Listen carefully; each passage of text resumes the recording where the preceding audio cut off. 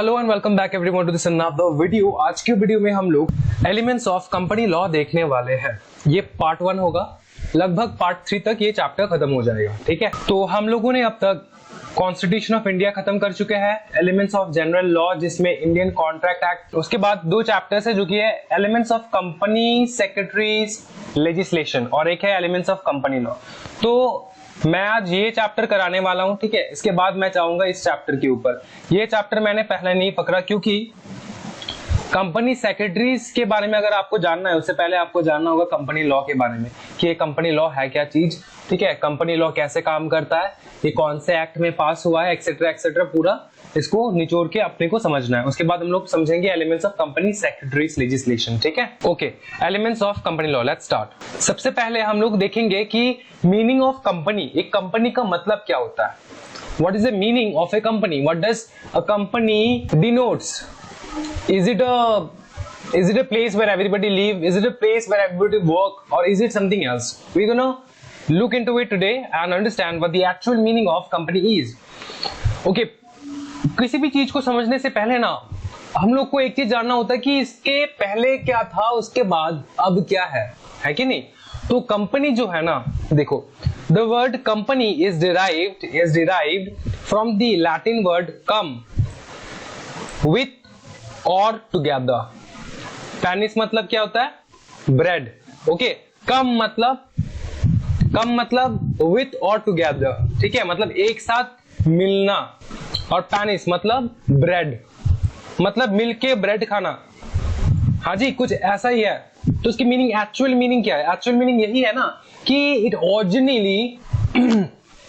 It originally referred to an association of persons who took their meals together.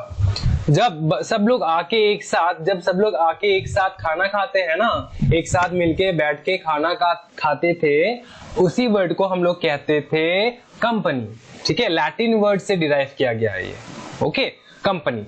Now उसके बाद थोड़ा development आया। देखो, अभी हम लोग सब लोग बैठेंगे, खाना खाने बैठेंगे, अगर मतलब दोस्त, बंधु, friends, everybody, when we sit together, what do? We discuss about lots of things, like lots of things which is going into our life, what are we thinking to do in our life, अपने को क्या करना है future में, अपने को, मेरा M क्या है, मैंने क्या क्या मतलब काम कर चुका हूं मैंने क्या क्या सक्सेस, किस चीज में मैंने सक्सेस हासिल कर चुका हूं मैं, और कौन सा चीज है जो मैं अभी दौड़ रहा हूं, भाग रहा हूं उसको अटेन करने के लिए, उसको अचीव करने के लिए, ठीक है। तो लाइफ में जो भी कुछ होता है ना, वो हम लोग डिस्कस करते हैं खाने के टाइम में, इसने खाना खाने के टाइम में। तो क्या हुआ, नेक्स्ट प्रोसेस में क्या हो गया ना कि बातें करते करते ना merchants took advantage of festive gatherings to discuss business matter. तो एक तो हो गया यार, ये खाना खाते खाते हम लोग डिस्कस करते थे, और एक क्या हो गया, जब फेस्टिवल्स, ठीक है, जब फेस्टिवल्स आया तब क्या हो गया, गैदरिंग ज्यादा हो गया। जब फेस्टिवल्स आया, फेस्टिव सीजन में बहुत सारे मर्चेंट्स जो है, मतलब दुकानदार, व्यवसाय करते हैं, मतलब जो बिजनेस करते हैं, वो सब एक साथ बैठे, ठीक है, मर्चेंट्स बैठे, और बैठने के बाद वो लोग ना अपने यार ये एडवांटेज उठाने लग गए फेस्टिव गैदरिंग्स का। किस चीज के लिए? वो लोग डिस्कस करते थे बिजनेस कैसा करना चाहिए। फेस्टिव गैदरिंग्स में वो लोग बैठते थे, बैठ के डिस्कस करते थे एक दूसरे के साथ कि बिजनेस मैटर्स में क्या प्रॉब्लम आ रहा है, क्या प्रॉब्लम होना नहीं चाहिए, या फिर इस प्रॉब्लम का सोल्यूशन क्या है, एक दूसरे के साथ वार्तालाप करते थे, ठीक है। ये हो गया उनका मर्चेंट्स का मतलब शातिर दिमाग, ठीक है। मर्चेंट्स ने लाभ उठाया फेस्टिव सीजन का, बैठ के बिजनेस की बातें करने लग गए। अभी उसके बाद क्या हो गया कि यार बिजनेस की बातें तो हाँ ठीक है होते थे, लेकिन उस दिन ना, मतलब उन दिनों तो उतना बिजनेस होता नहीं था ना, मतलब थोड़ा मोड़ा बिजनेस चलता था, ठीक है, कोई उतना बड़ा स्केल में बिजनेस करने का दरकार ही नहीं था। लेकिन नाउअडे देखो, अच्छे से देखो, nowadays the business matters have become more complicated and cannot be discussed at length at festive gatherings. यार अपन तो इतना भारी भरकम बिजनेस करते हैं ना कि ये सब मतलब फेस्टिवल्स में बैठ के, मतलब गोलगप्पे खाते खाते डिस्कस करना, ऐसे नहीं होता, ऐसे नहीं हो जाता था, ठीक है। तो बहुत कॉम्प्लिकेटेड डिस्कशंस था, बहुत ही मतलब कैलकुलेटिव डिस्कशंस लेना पड़ता था। तो इसके लिए अपने को क्या चाहिए, देखो, therefore the word company has assumed greater importance, okay, It denotes a joint sector enterprises in which the capital is contributed by a large number of people. ठीक है, उसके बाद से ना ये जो वर्ड कंपनी हो गया ना, ये थोड़ा भारी भरकम हो गया। ठीक है, द वर्ड कंपनी जो है ना, इसमें इंपॉर्टेंस ज्यादा लग गया, क्योंकि कंपनी जब हम लोग बोलते थे ना यार I am going for a company, तो उस वक्त उस टाइम पे क्या होता था कि मतलब लोग समझते थे कि यार ये तो एंटरप्राइज में काम करता है, ये बंदा एंटरप्राइज में काम करता है, जहां पे ना बहुत सारे पीपल्स जो है ना, बहुत सारे पीपल्स वो लोग गैदर करते हैं, और एक चीज वहां पे जो लोग काम करते हैं ना, उन लोग का पर्टिकुलर इंडिविजुअल कैपिटल कंट्रीब्यूशन भी रहता था। इन भाई साहब का कंट्रीब्यूशन, ये बहन जी का कंट्रीब्यूशन, इनका और इन भाई साहब का भी कंट्रीब्यूशन लगता था। ठीक है, तो वो लोग जाके जो जहां पे बैठते थे डिस्कस करने के लिए about the business, that is when people understood the value of the word business. Okay, that is when the people understood the value of the word business. Business मतलब मैं बिजनेस करता हूं, अगर मैं किसी को बताया कि मैं बिजनेस करता हूं, मैं पार्टनरशिप में बिजनेस करता हूं, कुछ भी, मतलब क्या हो जाता था कि यार मेरा भी तो कंट्रीब्यूशन है, मेरा भी तो कंट्रीब्यूशन है इस बिजनेस में, जो स्टॉक है ना, इस स्टॉक में जो पैसा लगाया ना, मैंने लगाया स्टॉक में पैसा, ठीक है, तो मेरा भी तो कंट्रीब्यूशन जा रहा है, मतलब मेरा बिजनेस चल रहा है। समझ में आ रहा? तब से ना ये मीनिंग जो है ना, ये बिजनेस का मीनिंग जो है ना, वो थोड़ा करके मतलब चेंज होने लगा और बहुत ब्रॉडर पर्सपेक्टिव लाने लगा इस अपने रोजमर्रा की जिंदगी में। समझ में आ रहा है? अभी देखो नीचे देखते हैं हम लोग क्या लिखा है कि thus in popular parlance a company denotes an association of like-minded people. हाँ जी, एक कंपनी में सब लोग काम करते हैं, तो उनका इस कंपनी में ये सारे लोग काम करते हैं ना, तो ऑब्वियसली उनका जो माइंड, मतलब उनके दिमाग में जो चलता है वो एक ही गोल के टुवर्ड्स दौड़ता होगा, वो एक ही गोल के टुवर्ड्स दौड़ता होगा, है कि नहीं? तो लाइक माइंडेड पीपल मतलब सब जनों का ना एक ही दिमाग का स्ट्रक्चर है, वो एक ही सोच के साथ इस कंपनी में काम करे, सबका एक ही ऑब्जेक्टिव है, एक ही गोल है। समझ में आ रहा है ना कि कंपनी को क्या करना है? कंपनी को सक्सेस के टुवर्ड्स लेकर जाना है, सक्सेसफुल कंपनी बनाना है। Formed for the purpose of carrying on some business or undertaking. For the carrying on business, obviously ये सब like-minded people सब लोग एक साथ बैठते थे for carrying on business, isn't it? For carrying on the business. अभी देखो कंपनी का, अभी तक हम लोगों ने कंपनी का जो एक्चुअल डेफिनेशन आज के डेट पे वो अभी तक हम लोग ने पढ़ा नहीं है, ठीक है? ये हिस्ट्री है, ये हिस्ट्री का बात कर रहा हूं मैं, अभी हम लोग पढ़ने वाले हैं एक्चुअली में। देखो कंपनी इज कॉर्पोरेट बॉडी, या फिर आप बॉडी कॉर्पोरेट भी कह सकते हो, कंपनी लॉ में पॉपुलर टर्म है ये, बॉडी कॉर्पोरेट कह सकते हो या फिर कॉर्पोरेट बॉडी कह सकते हो। And a legal person having status and personality distinct and separate from that of the members constituting it. देखो क्या बताया यहाँ पे सर जी, यहाँ पर क्या बताया, देखो एक बार इरेज कर देता हूं मैं फट, देखो आ जाओ।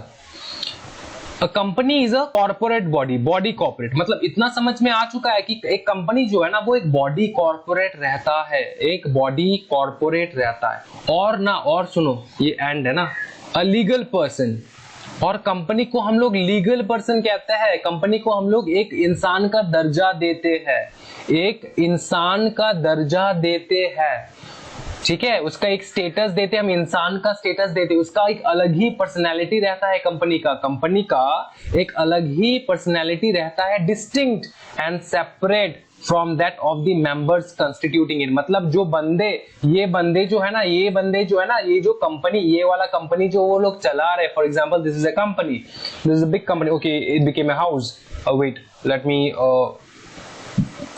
just erase it and show you how a company looks like. पकड़ लो, this is a company, big company, okay, big company. Now big company, so the name of the company is for example S Limited Ltd या फिर S Private Limited, okay? तो समझो एक बात, यहाँ पे क्या बताया, ये कंपनी है, कंपनी क्या है, एक बॉडी कॉर्पोरेट है, एक बॉडी कॉर्पोरेट क्या चीज होता है सब मैं एक्सप्लेन करने वाला हूं, अभी के लिए देखो ये चीज। कंपनी क्या है, एक बॉडी कॉर्पोरेट है, और बताओ कंपनी का एक अलग ही डिस्टिंक्ट मतलब वो लीगल पर्सन है। पहला बात तो ये कि कंपनी एक लीगल पर्सन है कि नहीं, कंपनी एक लीगल पर्सन है। तीसरा बात ये है कि उसका अलग ही स्टेटस रहता है, उसका अलग ही पर्सनैलिटी रहता है। डिस्टिंक्ट फ्रॉम हुम, डिस्टिंक्ट फ्रॉम दिस पीपल। ये बंदे तो कंपनी को चला रहे हैं, इनका पर्सनैलिटी और इस कंपनी का पर्सनैलिटी मिलेगा नहीं। कंपनी का अलग ही पर्सनैलिटी रहता है, distinct and separate from its members. Okay, distinct and separate from its members. समझ में आ रहा है? एक पूरा इंसान का दर्जा, एक बंदे के पास, कोई भी इंसान के पास क्या क्या रहता है, एक स्टेटस रहता है ना, छोटा बड़ा मीडियम जो भी हो, एक स्टेटस रहता है कि नहीं। उसके बाद उसको एक अलग ही मतलब पर्सनैलिटी रहता है। तो एक नॉर्मल ह्यूमन बीइंग का जो पर्सनैलिटी, जो कुछ भी फीचर है ना, वो हम लोग कंपनी में देखते हैं। एक कंपनी का equals to, companies features are equals to a human being feature. समझ में आ रहा है ना बात? हाँ जी। अभी और डीपली हम लोग समझने वाले कंपनी है क्या चीज। इतना तो हम समझ चुके कि बॉडी कॉर्पोरेट है, लीगल पर्सन है, और इसका सेपरेट क्या होता है, पर्सनैलिटी रहता है। आ जाओ, व्हाट इज ए कंपनी। अपन लोग ना अभी जो कंपनीज एक्ट में लिखा है, अच्छा सर कंपनीज एक्ट क्या है सर? कंपनीज एक्ट देखो इधर पे मैं लिख रहा हूं, कंपनीज एक्ट, कंपनीज एक्ट, ये एक्ट कैपिटल होगा, ठीक है। एक्ट 2013, कंपनीज एक्ट 2013, ठीक है। तो ये जो कंपनीज एक्ट 2013 है ना, ये क्या है ना, ये बेटा ये माई बाप है हर कंपनी का। हर कंपनी का माई बाप क्या है? ये कंपनीज एक्ट 2013। कंपनी को कैसे बनाना है, कंपनी को कैसे बंद करना है, कंपनी को कैसे ऑपरेट करना है, कंपनी में कैसे पैसा लगाना है, कंपनी में कौन मालिक रहेगा, कंपनी में कौन मालिक नहीं रहेगा, कंपनी में कितना बंदे होना चाहिए, कितना वर्कर्स होना चाहिए, कितने शेयर होल्डर्स होना चाहिए, जो कुछ भी है, मतलब कंपनी, एक पर्टिकुलर कंपनी को रिलेटेड जो कुछ भी लिखा है वो लिखा है अपने इस कंपनीज एक्ट 2013 में। समझ में आ रहा है? नाउ जैसे हिंदू के लिए क्या रहता है? भगवत गीता कि नहीं, और मुस्लिम्स के लिए क्या रहता है? इस्लाम के लिए क्या रहता है? कुरान। और बताओ क्रिश्चियंस के लिए बाइबल। तो एक कंपनी के लिए क्या रहता है बेटा? Companies act. समझ में आया? Companies act. तो कंपनीज एक्ट में हर कुछ चीज लिखा है नंबर वाइज, 1 2 3 4 5 6 7 8 9 10 करके बहुत सारे लिखा हुआ है, ठीक है। कंपनीज एक्ट में बहुत कुछ लिखा है। अभी कंपनीज एक्ट में कौन से नंबर में क्या लिखा है वो हम लोग पढ़ने वाले हैं। कंपनी का, स्पेशली कंपनी का भी हम लोग पढ़ने वाले हैं। तो कंपनी का जो डेफिनेशन है ना, वो सेक्शन 2 में लिखा है। सेक्शन कितना? 2 में लिखा है, सबसेक्शन 20। इसको हम लोग सबसेक्शन कहते हैं, इसको हम लोग सेक्शन कहते हैं। जो ब्रैकेट के अंदर रहेगा वो हो जाएगा subsection. Okay, section 2 subsection 20 of the companies act 2013 define करता है कंपनी के बारे में। ज्यादा कुछ नहीं बोलता, छोटे में मतलब छोटे में खत्म कर देता। देखो, company means a company incorporated under this act और under any previous company law. तो इससे पहले 2013 से पहले, अच्छा सबसे पहले आपको एक चीज बताओ, इनकॉर्पोरेटेड का मतलब क्या है? इस कंपनी को खड़ा करने के लिए, इस कंपनी को फॉर्म करने के लिए अपने को रजिस्टर करना पड़ता है कि नहीं? तो वो इनकॉर्पोरेट हुआ हो, मतलब रजिस्टर हुआ हो, किस चीज के ऊपर? इस कंपनीज एक्ट के अंदर वो रजिस्टर हुआ हो, या फिर इस कंपनीज एक्ट से पहले कोई भी कंपनी एक्ट था ना। ऑब्वियसली 2013 का तो लेटेस्ट है, 2013 के पहले भी तो बहुत सारे एक्ट थे ना। हाँ जी बताओ, कंपनीज एक्ट। हाँ, इस कंपनीज एक्ट से पहले जो कंपनीज एक्ट था वो था कंपनीज एक्ट 2013। ये है ना, इससे पहले था 1956 में एक कंपनी एक्ट था, ठीक है। 1956 में एक कंपनीज एक्ट था, समझे। और ये जो 1956 में कंपनीज एक्ट था ना, उसमें बहुत सारा भयानक मिस्टेक्स था, ठीक है। बहुत सारा भयानक मिस्टेक्स था, जैसे कि अपने कंपनीज को हम लोग रन ही नहीं कर पाएंगे। तो मतलब जैसे तैसे कंपनीज चलते आए हैं 2013 तक, ठीक है। 2013 तक वो चल के आए, ओके उसके बाद में क्या हो गया कि 2013 जब आया तो कंपनीज एक्ट 2013 लागू हो गया, ठीक है। उसके बाद ये जो मिस्टेक्स भरा कंपनीज एक्ट था ना, इसको रिपील कर दिया गया। रिपील का मतलब पता है? रिपील का मतलब होता है जड़ से उखाड़ के फेंक देना, ठीक है। 1956 को चेंज नहीं किया, इसको कोई चेंजेस नहीं किया, इसको जड़ से उखाड़ के फेंक दिया, ठीक है, क्योंकि इसमें बहुत सारा मिस्टेक था। तो बच्चों के मन में एक क्वेश्चन आ रहा होगा, सर अगर 2013 वाला जो कंपनीज एक्ट है ना 2013 में, उसमें तो भी बहुत सारे मिस्टेक्स होते होंगे, तो उसको भी रिपील करके फेंक देंगे क्या? नहीं, सुनो बात मेरा। अगर थोड़ा मिस्टेक्स है ना, थोड़ा बहुत मतलब थोड़ा बहुत मिस्टेक्स है तो ना अमेंडमेंट लाता है, ओके अमेंडमेंट आ जाता है। तो अमेंडमेंट एक ऐसा वर्ड है जो आप लोग मतलब कंपनी सेक्रेटरी के कोर्स में घुस गए हो आप लोग, आपको पता होना होगा अमेंडमेंट क्या होता है।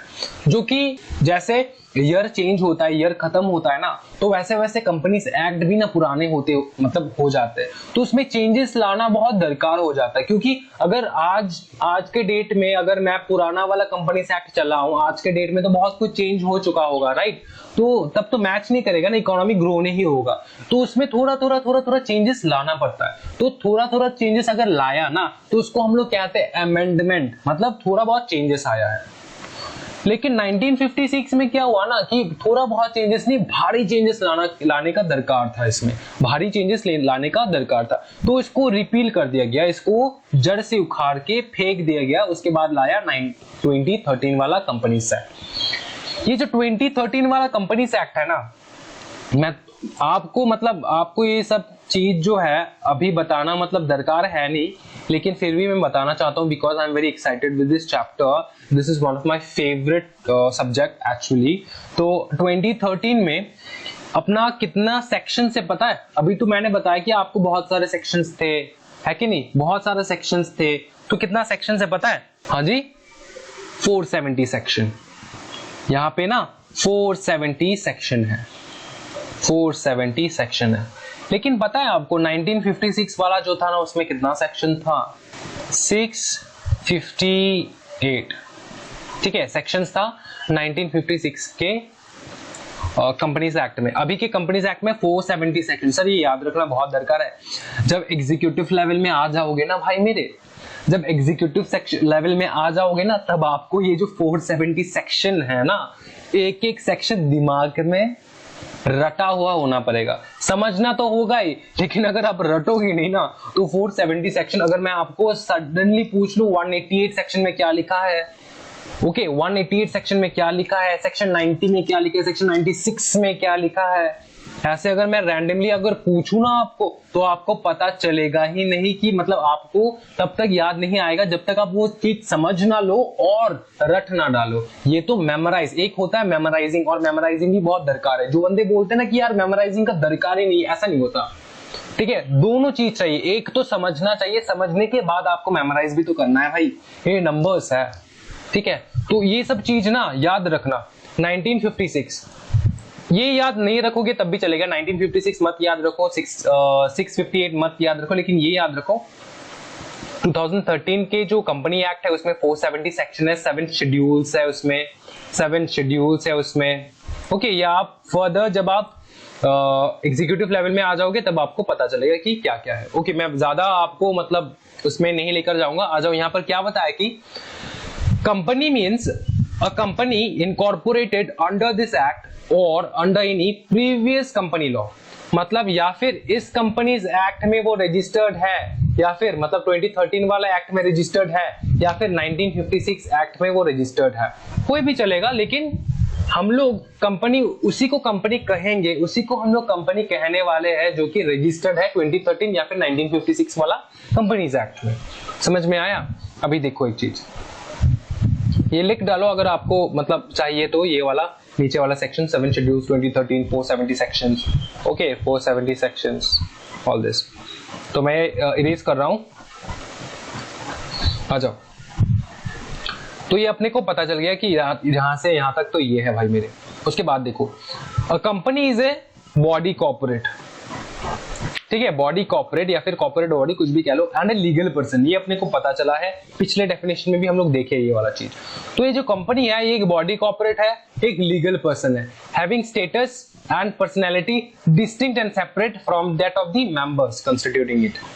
ठीक है, जो मेंबर इस कंपनी को बनाते हैं उस मेंबर से अलग ही भिन्न रहता है, अलग रहता है, डिफरेंट रहता है। किसका पर्सनैलिटी? कंपनी का पर्सनैलिटी मेंबर से ऑब्वियसली डिफरेंट रहता है। It's always different, company is always different, companies personality is different from the member, it's a legal person. ठीक है, अभी देखो in common law a company is a legal person और legal entity, कुछ भी कह लो, लीगल पर्सन कह लो, legal entity कह लो, separate from and capable of surviving beyond the lives of its members।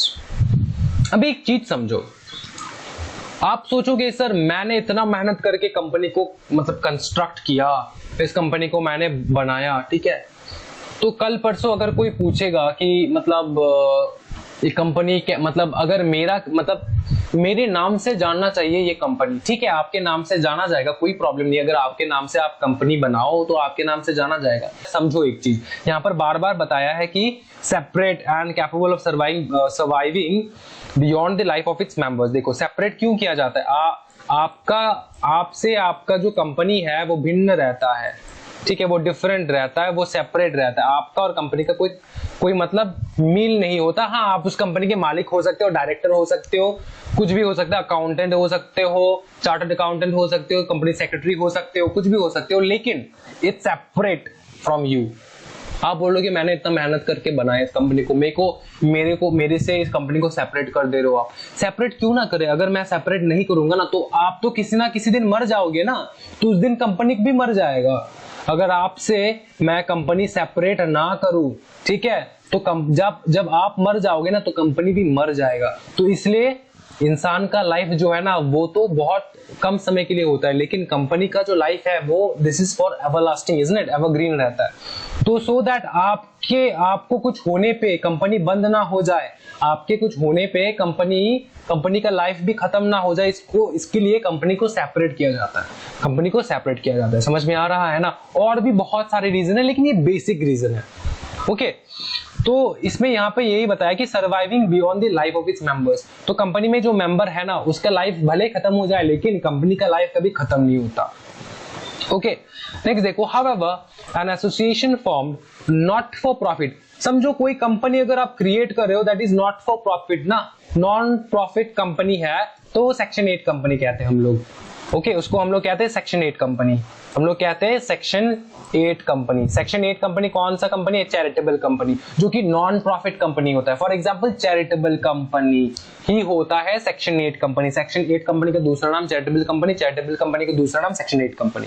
ठीक है, जो कंपनी फॉर्म होता है that is not for profit, वो प्रॉफिट नहीं देखता, उसको प्रॉफिट चाहिए नहीं होता है, वो हो जाता है चैरिटेबल कंपनी। समझ में आया बात मेरे? सेक्शन 8 वाला। अभी आओ, इससे पहले कि हम लोग फर्दर चर्चा करें इसके बारे में, अपन को ना 3 डेफिनेशन जो है भाई मेरे वो एकदम अच्छे तरीके से जानना होगा, समझना होगा। 3 डेफिनेशंस बहुत ही ज्यादा इंपॉर्टेंट भयानक डेफिनेशन है, ये बेसिक है। ये डेफिनेशंस आपको नहीं मिलेगा आपके पीडीएफ में, लेकिन फिर भी आपको ये डेफिनेशन जब तक पता नहीं चलेगा आपको कंपनी के बारे में समझ ही नहीं होगा। Okay, so let's go into it. आ जाओ, पहला क्या है? पहला बताया सर यहाँ पे बॉडी कॉर्पोरेट के बारे में कुछ लिखा है, पढ़ो फटाफट। Body corporate is one having perpetual succession and a common seal with the power of acquiring, holding and dispose of property, both movable and immovable, tangible and intangible, to contract and to sue and to be sued by the said name। क्या बढ़िया definition, मतलब एक definition में पूरा history कर डाला इधर पे। समझो बॉडी कॉर्पोरेट क्या होता है। देखो बॉडी कॉर्पोरेट भिन्न होता है, कंपनी भिन्न होता है, फॉरेन कंपनी भिन्न होता है। थोड़ा इंग्लिश में बता दूं, body corporate is a different thing, company is a different thing and foreign companies are also different thing. Every company is a body corporate, but every body corporate is not a company. Okay, and every company you see outside, it's not a foreign company. Every company you think that it's a foreign company, they are not foreign company. Every company written by a foreign name, it's not a foreign company for us, for the law students, for the students of CS, company secretary, because we have to understand what actually foreign company is, what a company is, and what a body corporate is. समझो body corporate क्या? देखो सबसे पहले body corporate is one having perpetual succession। अभी ये बताओ यार, perpetual succession का मीनिंग क्या होता है? देखो, परपेचुअल सक्सेशन का यही मतलब होता है कि आपका जो कंपनी है आपसे अलग है। आपका अगर मृत्यु हो जाए, कंपनी कभी भी बंद नहीं होगा, वो कंटिन्यू करता रहेगा। ठीक है, इसका मीनिंग होता है परपेचुअल सक्सेशन। अब सुनो, है ना, कॉमन सील, कंपनी का एक कॉमन सील होना बहुत ज्यादा दरकार है। विद दी पावर, देखो कंपनी नहीं, सॉरी, बॉडी कॉर्पोरेट, ठीक है, बॉडी कॉर्पोरेट का एक कॉमन सील होना बहुत ज्यादा दरकार है। उसके बाद देखो, with the power to acquire, एक बॉडी कॉर्पोरेट वो होता है ना जो कोई भी प्लांट बोल लो, मशीनरी बोल लो, या फिर लैंड बोल लो, या फिर अदर बिल्डिंग्स बोल लो, या फिर अदर कंपनी बोल लो, उनको ना ये बॉडी कॉर्पोरेट अक्वायर कर सकता है। मतलब बॉडी कॉर्पोरेट एकदम इंसान के जैसा होता है, जो कि उसके पास पावर रहता है कि वो दूसरे कंपनी को ओवरटेक कर ले, दूसरे बॉडी कॉर्पोरेट्स को ओवरटेक कर ले, उसको मतलब अपना बना ले, समझे, अपना बना ले। समझ में आ रहा है? तो पावर टू अक्वायर, होल्ड, अपना बनाने के बाद होल्ड भी करता है। होल्ड मतलब पकड़ के रखता है, छोड़ता नहीं। और उसके बाद डिस्पोज भी कर देता है, जब दरकार होता है छोड़ भी देता है, डिस्पोज भी कर सकता है, एकदम इंसान की तरफ। जब इंसान को कोई प्रॉपर्टी दरकार होता है, वो क्या करता है, खरीदता है, वो अक्वायर करता है, उसके बाद उसमें रहता है, उस घर में क्या करता है, रहता है, वो होल्ड करता है। उसके बाद जब उसको चाहिए नहीं होता है, वो डिस्पोज कर देता है या फिर सेल कर देता है। समझ में आ रहा है? डिस्पोज ऑफ द प्रॉपर्टी एकदम equal to the powers of a human being. Body corporate के पास पावर रहता है to acquire, hold and dispose of property, समझे। बोथ मूवेबल भी हो सकता है, इमूवेबल भी हो सकता है, टैंजिबल भी हो सकता है, इनटैंजिबल भी हो सकता है। समझ में आ रहा है?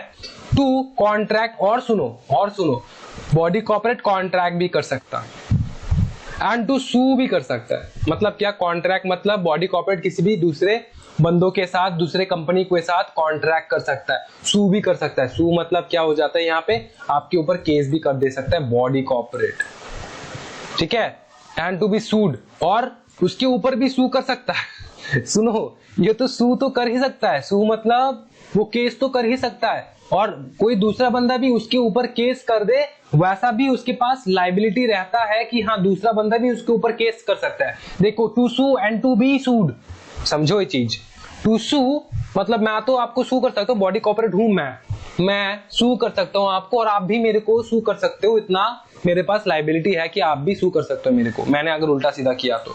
Bye the said name, said name मतलब जिस नाम पे वो बॉडी कॉर्पोरेट चल रहा हो। एक पॉपुलर नाम बताओ फटाफट।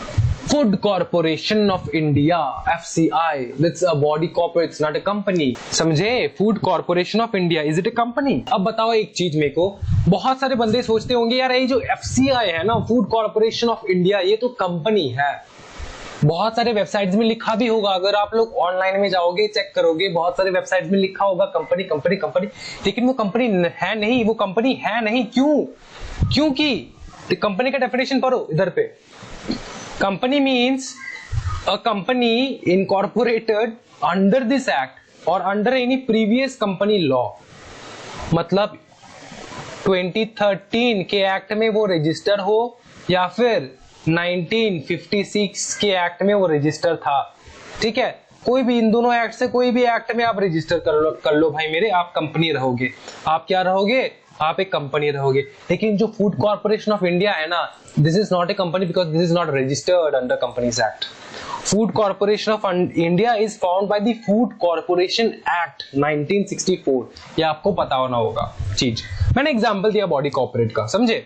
अभी जब फॉरेन कंपनी का एग्जांपल दूंगा ना, तो आप तो सोचेंगे भैया ये तो पता ही नहीं था, मतलब भयानक। आ जाओ, तो कंपनी पता चल चुका है, एक बॉडी कॉर्पोरेट कंपनी। हर बॉडी कॉर्पोरेट कंपनी नहीं होता, लेकिन हर कंपनी बॉडी कॉर्पोरेट होता है। क्योंकि ना सुनो एक चीज, every company is a body corporate. क्यों पता है? ये जो बॉडी कॉर्पोरेट में डेफिनेशन में जो चीज है ना, बॉडी कॉर्पोरेट के डेफिनेशन में जो चीज है ना, वो पूरा डेफिनेशन अपने कंपनी में लगता है। एक कंपनी में, बॉडी कॉर्पोरेट में जितना भी फीचर है ना, ये सब सारे फीचर्स अपने कंपनी में होता है। एक कंपनी के पास कॉमन सील रहता है, परपेचुअल सक्सेशन रहता है, वो अक्वायर कर सकता है, होल्ड कर सकता है, या फिर डिस्पोज कर सकता है ऑफ द प्रॉपर्टी। मूवेबल हो, इमूवेबल हो, टेंजिबल हो, इंटेंजिबल हो, और वो कॉन्ट्रैक्ट भी कर सकता है, सू भी कर सकता है, किसी और को वो सू भी हो सकता है बाय द सेड नेम। तो कंपनी के पास बॉडी कॉर्पोरेट में जितना भी फीचर्स है, सारे फीचर्स अपने को कंपनी में देखने को मिल जाता है, लेकिन कंपनी में जो फीचर है ना वो बॉडी कॉर्पोरेट में मिस होता है। क्या बताऊं मैं, वही एक ही फीचर है, आपको रजिस्टर होना होगा अंडर दिस कंपनी एक्ट 2013 वाला, या फिर any other previous company law. ठीक है, इससे पहले भी जो कंपनी लॉ था उनके मतलब अंडर में आप रजिस्टर्ड हो तब भी चलेगा, लेकिन रजिस्टर होना होगा। समझे बॉडी कॉर्पोरेट और कंपनी का डिफरेंशिएशन। भाई मैं बता रहा हूं, आप ना आज से लेके आपके मतलब जब तक आप रिटायर नहीं हो जाते, रिटायरमेंट के बाद भी आपको ये जो बॉडी कॉर्पोरेट और कंपनी का बात है आपको याद रखना पड़ेगा।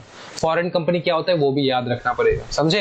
तो ये बेसिक नॉलेज है, जितना मिल रहा है ना फटाफट आप मतलब अब्सॉर्ब कर लो फटाफट। आ जाओ, फॉरेन कंपनी क्या होता है सुनो भाई। सेक्शन 2(4) एक्चुअली 4 नहीं है, 42 होगा, ठीक है।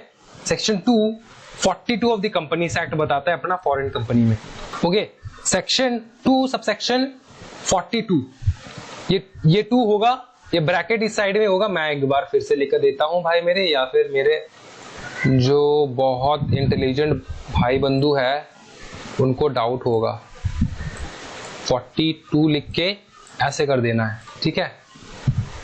Section 2 subsection 42 of the Companies Act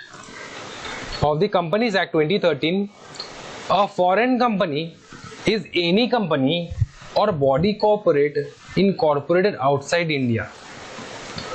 हाँ जी, incorporated outside India। लेकिन सुनो सर, ये तो पता ही था मेरे को ना ये पता ही था, मुझे बहुत अच्छे से पता था कि सर जो कोई भी कंपनी बाहर का हो ना, जो भी इनकॉर्पोरेटेड हो बाहर के देश में, उसको फॉरेन कंपनी कहते हैं। नहीं बुर्बक भाई मेरे, उसको फॉरेन कंपनी नहीं कहते। सुनो अच्छे से, जब तक कि ना उसके पास कोई एक प्लेस ऑफ बिजनेस है इंडिया में, whether by itself or through an agent physically or of the electronic mode, and conduct any business activity in India in any other manner। समझो, अपने लिए CS प्रजाति के लिए, ठीक है, समझो अच्छे से। फॉरेन कंपनी वो कंपनी है जो बाहर में इनकॉर्पोरेटेड हुआ है, मतलब कंपनीज एक्ट 2013 या फिर इंडिया का जो कंपनीज एक्ट, जो कि प्रीवियस कंपनीज एक्ट हो या फिर लेटेस्ट कंपनीज एक्ट में हो, उसमें वो रजिस्टर्ड नहीं हो, वो बाहर के कंपनी एक्ट जो भी चल रहा हो विदेश में, उस कंपनी एक्ट में वो रजिस्टर्ड हो, ठीक है, नो प्रॉब्लम। उतना तो पता है, फॉरेन कंपनी है वो, बाहर रजिस्टर्ड कंपनी फॉरेन कंपनी होता है। लेकिन सुनो, हर रजिस्टर्ड कंपनी फॉरेन कंपनी नहीं होता बाहर का। वो ही कंपनी, सुनो अच्छे से, वो ही कंपनी जो बाहर में रजिस्टर्ड है, बाहर कंपनी एक्ट, इंडिया के बाहर में जो कंपनीज एक्ट है विदेश लोगों का, उनके कंपनीज एक्ट में तो वो रजिस्टर्ड है, और उनका ना एक प्लेस ऑफ बिजनेस है इंडिया में, वो लोग व्यवसाय करते हैं इंडिया में, मेन हेडक्वार्टर तो है बाहर, मेन उनका जो इनकॉर्पोरेशन जन्म लिया उन्होंने बाहर में, लेकिन उनका जो बच्चे है ना, बच्चे डिपार्टमेंट्स है, ठीक है, वो इंडिया में भी है, उसका कोई भी प्लेस ऑफ बिजनेस होना चाहिए इंडिया में, ठीक है, वो खुद का होना चाहिए, और थ्रू एन एजेंट बिठा के रखो इंडिया में, कोई दिक्कत नहीं है। फिजिकली हो या फिर इलेक्ट्रॉनिक मोड में हो, लेकिन होना तो चाहिए बेटा, ठीक है। Conduct any business activity in India in any other manner, business activity carry कर रहा हो इंडिया में। For example Uber is a foreign company, लेकिन वो कंपनी जो बाहर में तो इनकॉर्पोरेटेड है, लेकिन इंडिया में किसी प्रकार का वो लोग बिजनेस कर ही नहीं रहे हैं, वो लोग इंडिया में किसी भी प्रकार का बिजनेस कर ही नहीं रहे हैं, किसी भी प्रकार का प्लेस ऑफ बिजनेस उनका मतलब कह लो, ब्रांच कह लो, या फिर कोई भी मतलब एजेंट बिठा लो, कुछ भी नहीं है इंडिया में, ठीक है, तो उनको हम लोग फॉरेन कंपनी नहीं कहते। अब बताओ ये नया था कि नहीं आपके लिए? फॉरेन कंपनी समझे क्या है फॉरेन कंपनी? हर वो कंपनी जो बाहर इनकॉर्पोरेट हो रहा है ना, वो फॉरेन कंपनी नहीं होता भाई मेरे। अपने लिए फॉरेन कंपनी का डेफिनेशन अलग है। You are not like a normal people, you are going to be a company secretary. तो आपको अच्छे से पता होना होगा एक फॉरेन कंपनी क्या होता है, कंपनी क्या होता है, बॉडी कॉर्पोरेट क्या होता है। समझे? फॉरेन कंपनी क्लियर है? ये जो 3 डेफिनेशंस मैंने बताया ना, इस डेफिनेशंस को आपको पूरा चैप्टर में लेकर जाना है। जहां जहां पे कंपनी होगा, बॉडी कॉर्पोरेट होगा, फॉरेन कंपनी वहां पर भी दिखाई दे तो आपको समझना होगा कि हाँ ठीक है, सबसे ज्यादा फेमस है बॉडी कॉर्पोरेट और कंपनी, ये आपको देखने को मिल जाएगा पूरे चैप्टर में। और यार चैप्टर तो है ही कंपनी के बारे में, आ जाओ अभी थोड़ा कैरेक्टरिस्टिक्स के ऊपर बात कर लेते हैं। एक नेचर क्या है, कैरेक्टरिस्टिक्स क्या है पर्टिकुलर कंपनी का। नेचर क्या होता है, कैरेक्टरिस्टिक्स क्या होता है एक कंपनी का। देखो उसका एक कॉर्पोरेट पर्सनैलिटी होता है, सबको पता है, लिमिटेड लाइबिलिटी होता है, परपेचुअल सक्सेशन होता है, सेपरेट प्रॉपर्टी होता है, ट्रांसफरेबिलिटी ऑफ शेयर्स होता है, capacity to sue and to be sued होता है, मैंने एक्सप्लेन कर दिया ये, कॉन्ट्रैक्चुअल राइट्स होता है, लिमिटेशंस एक्ट होता है, एक्शन होता है, लिमिटेशंस ऑफ एक्शंस होता है, सेपरेट मैनेजमेंट होता है, वॉलंटरी एसोसिएशंस फॉर प्रॉफिट होता है, टर्मिनेशन ऑफ एग्जिस्टेंस होता है। सर यहाँ में तो बहुत सारा सर आपने एक्सप्लेन नहीं किया, अभी एक्सप्लेन करूंगा ना, चैप्टर तो स्टार्ट ही हुआ है। आज के लेक्चर में हम लोग आज के लेक्चर में मेन टॉपिक होगा वो होगा कॉर्पोरेट पर्सनैलिटी का, ये हम लोग निचोड़ डालेंगे, बाकी जो है ना वो छोटा छोटा है। तो कॉर्पोरेट पर्सनैलिटी सबसे आगे होगा। कॉर्पोरेट पर्सनैलिटी अगर आपको पता करना है कि कॉर्पोरेट पर्सनैलिटी होता क्या है, तो आपको बॉडी कॉर्पोरेट का डेफिनेशन होना होगा ना। कॉर्पोरेट पर्सनैलिटी किसका होता है, एक बॉडी कॉर्पोरेट का ही तो होता है। बागी कैरेक्टर, सुनो, बागी वाला कैरेक्टर, नेचर किस बंदे का होता है, जो बागी होता है वही। बागी नेचर किस बंदे का होता है, जो बागी होता है वही। तो कॉर्पोरेट पर्सनैलिटी किस बंदे का होता है, बंदा मतलब कंपनी या फिर कुछ भी कॉर्पोरेशन। तो कॉर्पोरेट पर्सनैलिटी किनका होता है, बॉडी कॉर्पोरेट का होता है। बागी कैरेक्टर किसका होता है, बागी इंसान का होता है। कॉर्पोरेट पर्सनैलिटी किसका होता है, बॉडी कॉर्पोरेट का होता है, समझे। तो कॉर्पोरेट पर्सनैलिटी है क्या चीज, उसको जानने के लिए आपको बॉडी कॉर्पोरेट क्या है वो जानना होगा। मैंने एक्सप्लेन कर दिया है बॉडी कॉर्पोरेट।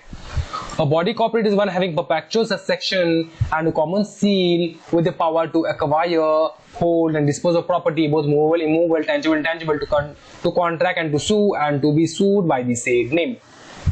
ठीक है, अभी देखो यहाँ पर सत्य वचन ये है कि every company is a body corporate, but every body corporate is not a company. Sir, every body corporate is not a company, sir. ठीक है, समझे ये चीज, ये मैंने एक्सप्लेन कर दिया ना FCI का एग्जांपल देके। FCI क्या कुछ भी, उसका एक कॉमन नाम है FCI का, हाँ जी सर उसका तो नाम है, वो परपेचुअल सक्सेशन है। अगर FCI का कोई भी बंदा, ऊपर हेड वाला बंदा डायरेक्टर मर जाए तो कंपनी बंद हो जाएगा, नहीं सर, वो तो परपेचुअल सक्सेशन है, वो मरने के बाद भी चलता रहेगा। उसका कोई कॉमन सील है, FCI का सील है, हाँ जी है ना सर, ऐसे करके है। ये थोड़ा चावल का दाना होता है सर, ऐसे ऐसे करके ऐसा दिखता है सर, कुछ ऐसे है कि नहीं। उसके बाद उसके पास पावर है एक्वायर करने के लिए, हाँ जी सर, उसने तो बहुत सारे कुछ एक्वायर करके भी रखा है। FCI का अंडर में बहुत सारे एक्वायर्ड कंपनीज भी है, ठीक है, बहुत कुछ है। वो होल्ड भी कर सकता है, डिस्पोज भी कर सकता है कि नहीं।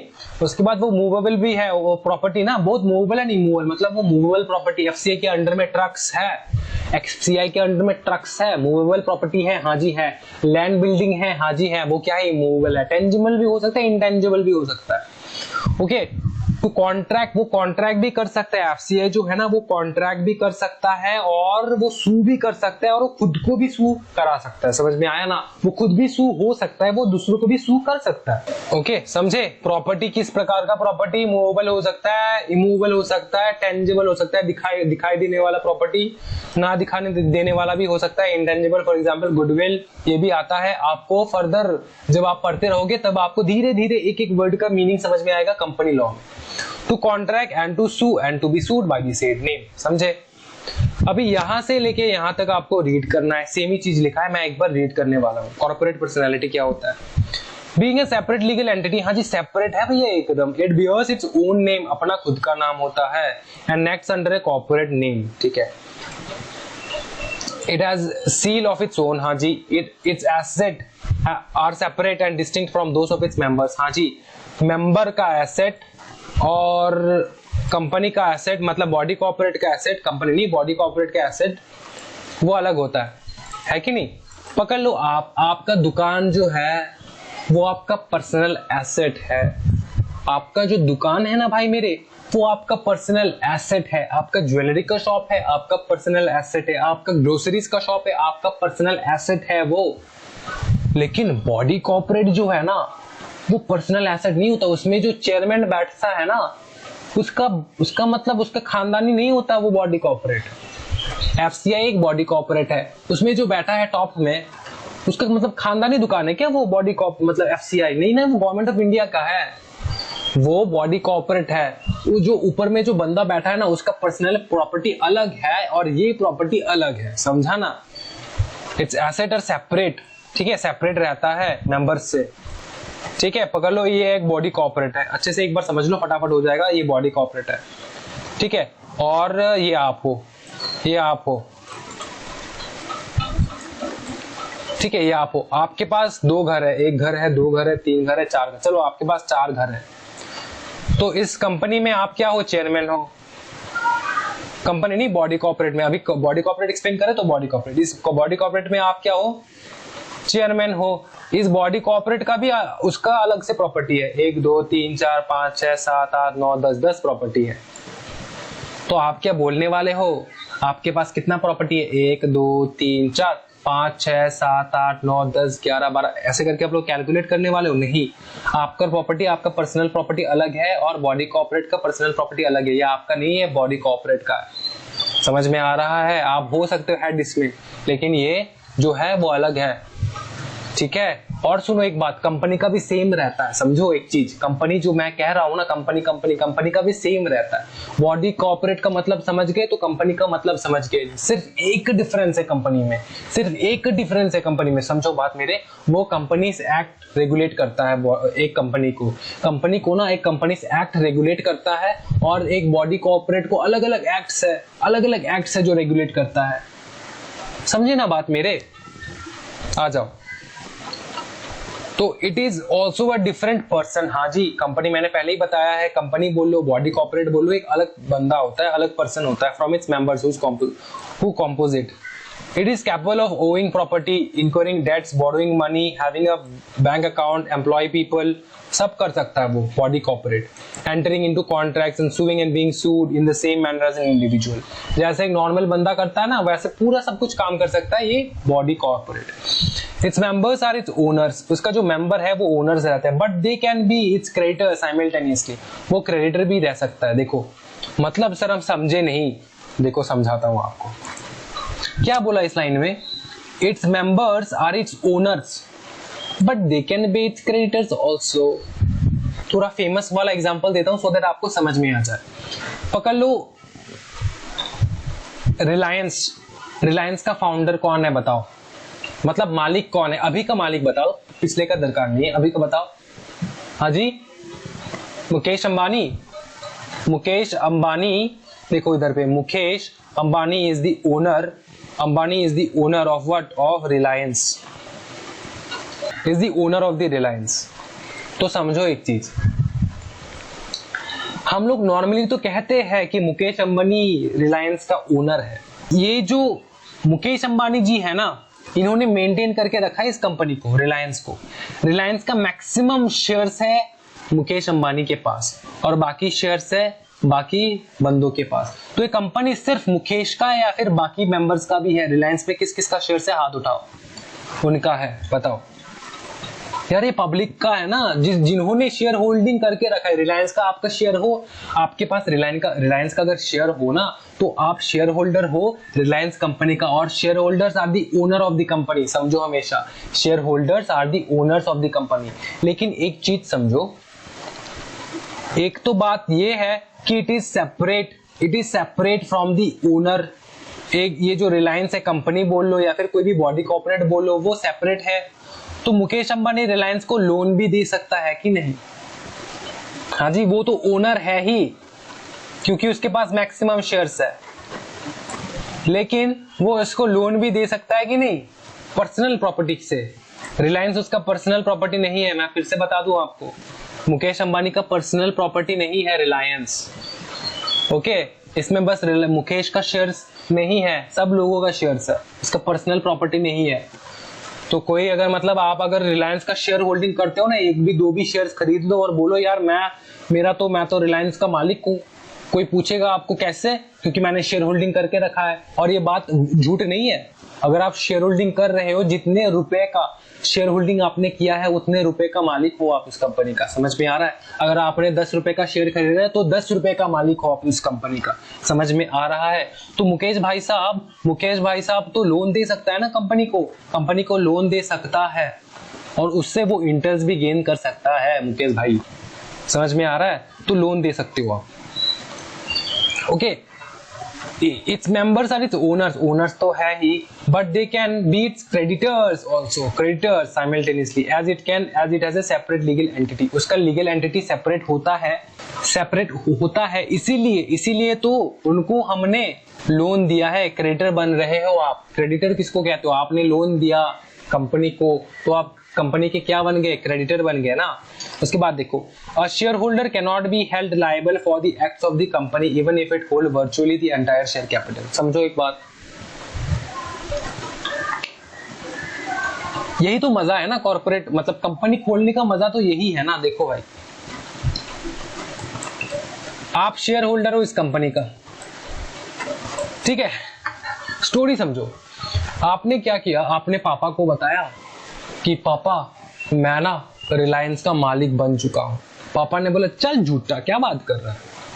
आपने बोला सच्ची में पापा मैंने ना 10 रुपए का शेयर खरीदा है रिलायंस का, जो कि सच्ची में असली में 1500 2000 उससे कम भी बिकता है रिलायंस का शेयर, लेकिन फिर भी मैं 10,000 का एग्जांपल 10 रुपए का एग्जांपल ले रहा हूं। मैंने पापा जी मैंने ना 10 रुपए का शेयर्स खरीदा है रिलायंस से। मैंने 10 शेयर्स खरीदा है 10 रुपए का, मतलब 100 रुपए का मेरा शेयर होल्डिंग है किसमें? रिलायंस में। पापा मैं रिलायंस का ना ओनर हूँ, 100 रुपए से मैं रिलायंस का ओनर हूँ। तो पापा बोले अच्छा सही में? आपने बोला हाँ। तो पापा तो समझ चुके हैं, लेकिन ये सेम चीज आपने जाके मम्मी को बोला, मम्मी मैं ना रिलायंस का मालिक बन चुका हूँ। मम्मी ने बोला क्या झूठ बोल रहा है? तो आपने बोला मम्मी पापा से जाके पूछ लो। पापा से पूछे तो पापा ने बोला हाँ ये मालिक बन चुका है, लेकिन उतना भी मालिक नहीं बन चुका है, बस वही। तो मम्मी तो इतना इन्फॉर्मेशन लेती नहीं है, पहला बात तो ये है। पापा लेते हैं बहुत ज्यादा इन्फॉर्मेशन इन सब चीजों में, मम्मी ज्यादा इन्फॉर्मेशन लेती नहीं है। तो मम्मी को सोचा होगा, मम्मी ने अच्छा मेरा बेटा अरे यार रिलायंस अच्छा ओके। तो एक दिन क्या हुआ, रिलायंस डूब गया और उसमें मम्मी का शेयर था। समझे? उसमें मम्मी का शेयर था। मम्मी देखो, मम्मी हिसाब तो रखने नहीं वाली, लेकिन अगर मम्मी का पैसा इधर से उधर हुआ ना, मम्मी तांडव मचा देगी। तो मम्मी का शेयर डूब गया। वो आके मम्मी आपको बोला बेटा तूने तो बताया था तू कंपनी का मालिक है, इस वजह से मैंने बहुत सारा शेयर्स खरीद के रख दिया था मैंने इस कंपनी का। यार पूरा शेयर तो मेरा डूब चुका है, अभी मेरा पैसा लौटा तू। तो आप बोलोगे मम्मी आपने कंपनी लॉ पढ़ा नहीं है। सुनो मम्मी जी सुनो, मैं बस ना 100 रुपए का शेयर होल्डर था। मैं शेयर होल्डर हूं, मैं उस कंपनी का मालिक हूं, लेकिन वो कंपनी अगर डूब रहा है ना, वो मेरा लाइबिलिटी नहीं है, वो मेरा दोष नहीं है। समझे? डायरेक्टर्स ने कोई उल्टा सीधा डिसीजन लिया होगा इसलिए कंपनी डूबा होगा। और डायरेक्टर्स को कौन बिठाता है? हम लोग ही तो बिठाते हैं। ओके, जनरल मीटिंग में हम लोग ही तो बिठाते हैं डायरेक्टर्स को। ये सब जो बातें हैं ना, ये सब आपको फ्यूचर में पता चलेगा। ये बस मैं थोड़ा आपको मतलब ज्ञान दे रहा हूं सो दैट आपका थोड़ा बेसिक क्लियर हो जाए।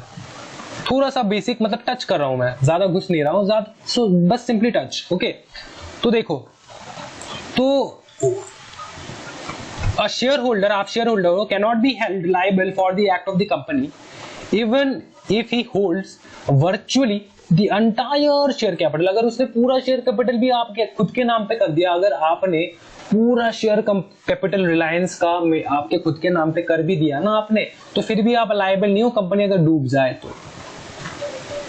सर क्यों? सर क्योंकि company is a separate legal entity. अगर आप मर रहे हो तो कंपनी को फर्क नहीं पड़ता, अगर कंपनी मर रहा है तो आपको फर्क नहीं पड़ेगा, कंपनी डूब रहा है आपको फर्क नहीं पड़ेगा। बस इतना होगा कि आपका पैसा डूब गया, उसके लिए आप रोगे, लेकिन पुलिस आके आपको पकड़ेगा नहीं कि आप शेयर होल्डर हो, आप मालिक हो इस कंपनी का, कंपनी डूब चुका है, ऐसा कुछ चक्कर नहीं होगा। समझे? समझे? क्लियर है बात मेरे? अगर समझ चुके हो तो कमेंट सेक्शन में जरूर बताना सर बहुत भयानक कंसेप्ट है, बहुत बढ़िया लगा सर। आ जाओ उसके बाद देखो, the shareholders are not the agent of the company and so they cannot bind it by their act। Share holder तो पहला बात है वो एजेंट भी नहीं है कंपनी का, ठीक है। So they cannot bind it by their acts, तो शेयर होल्डर आपके उसके खुद के मर्जी में कंपनी को चला नहीं सकता। समझ में आ रहा है? चला नहीं सकता। हाँ, वोटिंग सिस्टम होता है, वोटिंग सिस्टम होता है, इमरजेंसी मीटिंग होता है, जनरल मीटिंग होता है साल में, okay, extra ordinary general meeting भी होता है, एक होता है एनुअल जनरल मीटिंग, एक होता है एक्स्ट्रा ऑर्डिनरी जनरल मीटिंग। ये भी आपको समझ में आएगा धीरे धीरे, ठीक है। इतना तक समझ में आ चुका है? 1 से 8 लेके कोई भी पॉइंट में डाउट नहीं है ना भाई मेरे? पूरा क्लियर है इधर से लेके इधर तक? अभी आओ, एक बहुत फेमस केस है, बस केस का नाम याद रखना है, ठीक है। उतना पढ़ना है जितना इंपॉर्टेंट है, क्योंकि बहुत ज्यादा कंसेप्ट है सीखने के लिए, ठीक है। आपको बस समझ के रखना है। सलमॉन्ड वर्सेस सलमॉन्ड ये केस है, ठीक है। सलमॉन्ड वर्सेस सलमॉन्ड एक केस है। वहां पे ये बताया कि कंपनी जो है उसका एक सेपरेट लीगल एंटिटी होता है डिस्टिंक्ट फ्रॉम इट्स मेंबर। तो अगर एमसीक्यू में बोल देना कि एक केस का नाम बताओ, वो कौन सा केस है जहां पे बताया गया कि कंपनी का एक लीगल मतलब अलग ही सेपरेट लीगल एंटिटी होता है, वो लीगल पर्सन रहता है, okay, it is a legal person distinct from its members. इसका एक केस लो बताओ। तो ये केस लो आपको टिक करना है, वो है सलमॉन्ड वर्सेस सलमॉन्ड। नीचे और एक केस लो है, वो है ली वर्सेस ली। तो सलमॉन्ड वर्सेस सलमॉन्ड जो केस लॉ था ना, वो फर्स्ट सबसे प्रथम केस लॉ है जहां पे कोई लॉ बनाया जाता है। हम लोग ना इस मतलब अपने पढ़ाई के जितने भी सेशंस में हम लोग केस लॉ पढ़ेंगे ना, हम हमेशा याद रखना वो फर्स्ट केस लॉ रहता है, वो फर्स्ट केस लॉ रहता है जहां पे वो लॉ बनाया जाता है, वो लॉ बनाया जाता है। जब तक केस ही नहीं आएगा तो लॉ कैसे बनाएंगे हम? तो केस उठा तभी तो लॉ बनाया गया कि company is separate from its legal entity. ये सलमॉन्ड वर्सेस सलमॉन्ड के केस में बताया गया। तो इस केस में जो जजमेंट दिया गया ना, जो रूल बनाया गया ना, वो रूल अप्लाई किया उन्होंने ली वर्सेस ली के केस में, ठीक है।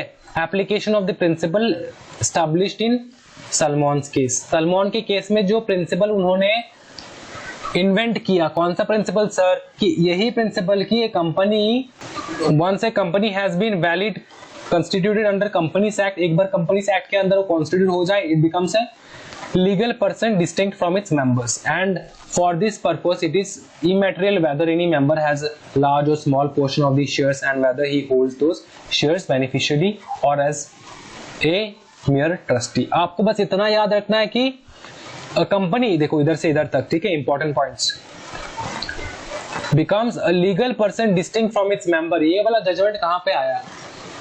ठीक है, ये बॉडी कॉर्पोरेट जो है या फिर कंपनी जो भी कह लो आप, ठीक है, वो सेपरेट फ्रॉम इट्स मेंबर जो है, वो वाला कौन सा केस में आया था? सलमॉन वर्सेस सलमॉन। और इस केस में जो डिसीजन लिया गया ना, वो यहाँ पे अप्लाई किया गया, ली वर्सेस ली एयर फैमिली में, ठीक है।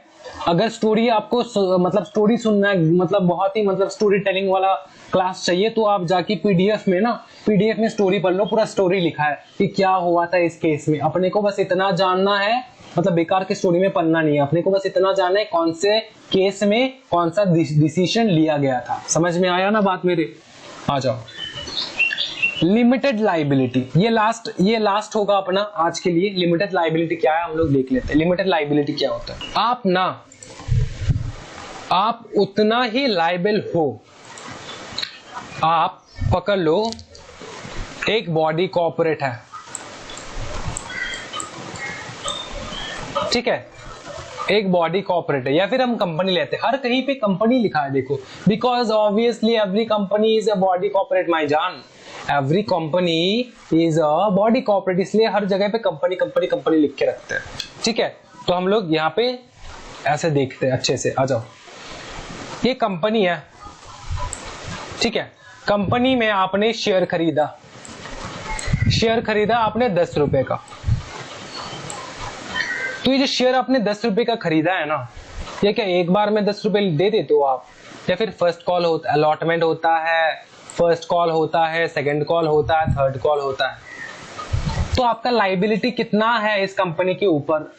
ठीक है, कितना लाइबिलिटी है, जितना आपने शेयर खरीदे हो उतना लाइबिलिटी है, जितना आप शेयर खरीदते हो उतना लाइबिलिटी है। आपने 10 रुपए का शेयर खरीदा तो 10 रुपए का लाइबिलिटी है आपके ऊपर। आपने 10 रुपए से 2 रुपए दे दिया तो कितना लाइबिलिटी रहा, 8 रुपए लाइबिलिटी है आपके ऊपर। समझा, इतना ही बात है। लिमिटेड लाइबिलिटी है, पूरा कंपनी का भार आपके ऊपर नहीं लेना है, बस जितना आप खरीद रहे हो उतना ही लाइबिलिटी देने वाले हम लोग, समझे ना। देखो फॉर एग्जाम्पल, इधर से एग्जाम्पल देखो, उसके बाद ऊपर पढ़ेंगे हम लोग। A hold share of total nominal value 1000, 1000 रुपए का शेयर वो खरीदता है। ऑलरेडी पेड 500 रुपए वो पे कर देता है at the time of allotment, ठीक है, अलॉटमेंट में पे कर देता है। उसको और कितना पे करना है, 500। द अमाउंट रिमेनिंग अनपेड, अच्छे से देखो, the amount remaining unpaid of his shares, if he holds fully paid shares he has no further liability, ठीक है, even if the company is declare insolvent. In the case of a company limited by guarantee, the limited liability is limited to specified amount mentioned in the memorandum. Okay, यहाँ पे और एक चीज उन्होंने mention किया guarantee के बारे में। गारंटी वाला मैं कंसेप्ट आपको समझाऊंगा, लेकिन उससे पहले आपको ये कंसेप्ट तो समझ में आ चुका है ना कि 500 शेयर, 1000 शेयर, उसके पास 1000 शेयर था, 500 उसने अलॉटमेंट में पे कर दिया, लेकिन कितना पे करना बाकी था, 500 पे करना बाकी था, ठीक है, 500 पे करना बाकी था।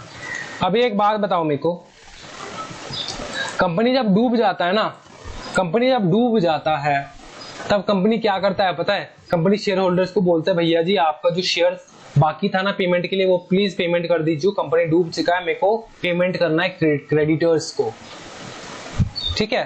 तो आपको कितना पेमेंट करना है, जितना कंपनी को लॉस हुआ उतना, या फिर जितना आपने शेयर बाकी है पेमेंट करना उतना, जितना आपका शेयर बाकी है उतना ही पेमेंट करना है। और एक केस हो सकता है कंपनी पूरा इंसॉल्वेंट हो चुका है, कंपनी बर्बाद हो चुका है, कंपनी डूब चुका है, अभी कंपनी ने बोला सर थोड़ा मदद कर दीजिए, सर थोड़ा मदद कर दीजिए सर, मेरा कंपनी जो है ना उस कंपनी पूरा डूब चुका है और ये जो कंपनी है, कंपनी में ना आपको क्या करना है सर, थोड़ा मदद कर दीजिए, वो पूरा डूब चुका है, थोड़ा पैसे का हेल्प कर दीजिए। आप बोलने वाले हो बेटा मैंने ना 1000 शेयर खरीदा तेरे से और मैंने पूरा 1000 शेयर का पेमेंट कर दिया, अभी मैं लायबल नहीं हूँ, कंपनी डूबे मरे कुछ भी हो जाए, ठीक है, जितना मैंने शेयर खरीदा उतना ही लायबल हूँ मैं।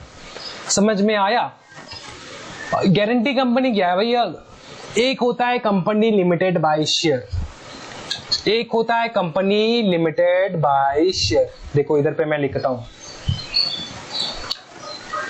एक होता है कंपनी लिमिटेड बाय शेयर, एक होता है company limited by guarantee. Guarantee वाले कंपनी में कोई शेयर होल्डिंग का चक्कर नहीं होता, वो बस गारंटी देते हैं कि हाँ जी मैं इतना गारंटी देता हूँ, इतना रुपए का गारंटी दे, 1 करोड़ का गारंटी देता हूँ, 1 करोड़ का गारंटी देता हूँ, ठीक है। तो मैंने जितना गारंटी देना है मैंने उतना ही पेमेंट करना है। और एक क्या हो जाता है शेयर का, शेयर में क्या हो जाता है आपको शेयर मिलता है कि नहीं, तो आप जितना शेयर खरीदते हो उतना ही आपको पेमेंट करना होता है। तो एक होता है कंपनी लिमिटेड बाय गारंटी, एक होता है company limited by shares. Company limited by guarantee के बारे में और भी हम लोग समझेंगे फर्दर टॉपिक्स में, फर्दर चैप्टर्स में, या फिर अगले कोर्स में, मतलब एग्जीक्यूटिव में, ठीक है। इतना आपको पता करके रखना है, समझ में आया ना। Company guarantee by shares, company limited by shares का मतलब क्या है कि उसमें शेयर खरीदा बेची होता है, और कंपनी लिमिटेड बाय गारंटी मतलब जितना आपने गारंटी दिया उतना आपका लायबिलिटी रहता है। गारंटी पैसे के हिसाब से देते हैं, हाँ जी पैसे के हिसाब से देते हैं गारंटी। ओके आ जाओ, इधर से लेके इधर तक पढ़ना है, रीड करना है, इधर से लेके इधर तक रीड करना है। फिर भी मैं एक बार पढ़ा देता हूं, मन नहीं मानता मेरा कि आप रीड करोगे। The privilege of limited liability for business debt is one of the principal advantages of doing business under the corporate form of organization. The company, being a separate person, is the owner of its assets and bound by its liabilities. The liability of member as shareholder extends to the contribution. जितना contribution करना है ना उतना ही आप liable हो, जितना आपने promise किया contribution करोगे, मतलब शेयर खरीदा उतना ही आपको पेमेंट करना है। Contribution to the asset of the company up to the nominal value of the shares held and not paid by him. जितना आपने पेमेंट नहीं किया अब तक उतना ही आपका लाइबिलिटी है। तो मजा की बात है कि नहीं, कंपनी लिमिटेड लाइबिलिटी मतलब कंपनी में पैसा लगाने में तो मजा ही है ना, क्योंकि उसमें क्या होता है जो अपने हम लोग लाइबल रहते हैं ना, कंपनी तो डूब भी जाए तो जितना मेरा मतलब मैंने शेयर खरीदा उसका जितना पेमेंट करना बाकी है उतना ही मेरे को पेमेंट करना है कि नहीं। और अगर मैंने मतलब अपने घर के पारा में अगर मैंने कोई कंपनी मतलब कोई छोटा मोटा दुकान में मैंने बोला चलो ठीक है मैं पैसा लगाता हूँ, तो दुकान कल डूब गया, तो आपको पूरा पैसा तिराना होता है कि नहीं, पूरा पैसा आपको लगाना होता है। लेकिन कंपनी के चक्कर में ऐसा नहीं होता है। कंपनी के चक्कर में बस आपने जितना प्रॉमिस किया ना भाई साहब, बस उतना दे दीजिए, चल जाएगा। समझे?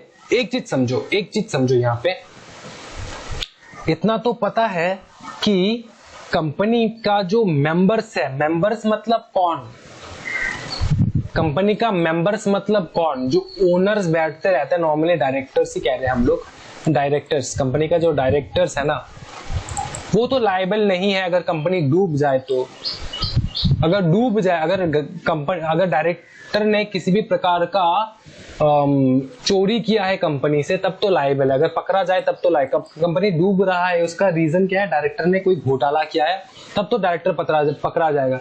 लेकिन कंपनी अगर एवे डूब गया फॉर नेचुरल सर्कमस्टेंसेस, तो डायरेक्टर तो लायबल नहीं होता ना, डायरेक्टर लायबल नहीं होता। लेकिन फिर भी लायबल होगा कब? सुनो, एक तो मैंने बता दिया कि डायरेक्टर ने अगर घोटाला किया तब, और एक टाइम है जब डायरेक्टर लायबल होगा।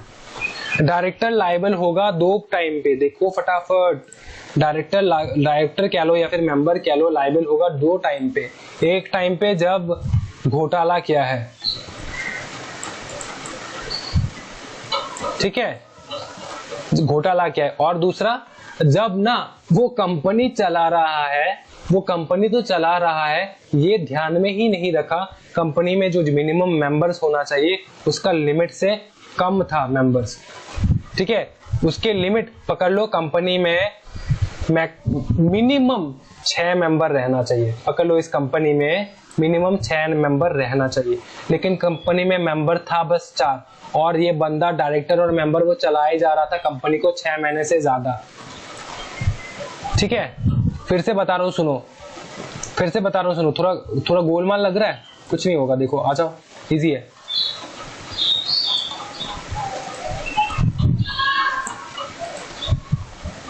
कंपनी में मिनिमम मेंबर होना चाहिए 6, लेकिन कंपनी में है बस 4 मेंबर, फिर भी डायरेक्टर कंपनी को चलाए जा रहा है, कम मेंबर के साथ चलाया जा रहा है, 6 महीने से ऊपर हो गया वो चलाया जा रहा है।